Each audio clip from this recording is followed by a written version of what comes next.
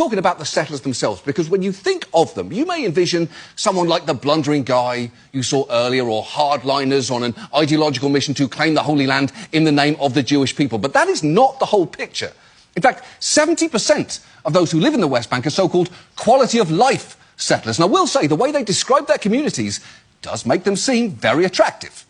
Spend 10 minutes in a settlement today, and you sometimes feel that you could just as easily be in a New Jersey suburb. Clean roads, big houses, quality parks, good schools, close-by shopping, a university. You ask people why they moved out here, and instead of the original mission to push forward the Israeli state, you hear things like a very good educational system. So there's a very nice country club. We wanted to be able to have a bigger place.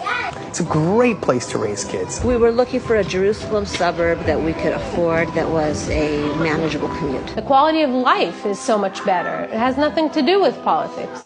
Well, hold on. It has nothing to do with politics? I'm sorry, but it very much does. Just because it's a nice place to live doesn't make it any less illegal under international law.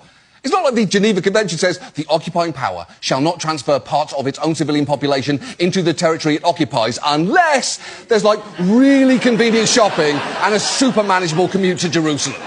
Also, part of the reason settlements can be so pleasant is because the Israeli government wants people to move there.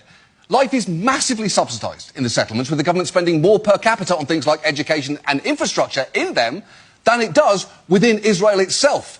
In recent years, Israel's housing ministry has even offered subsidised apartments in the West Bank through a lottery system.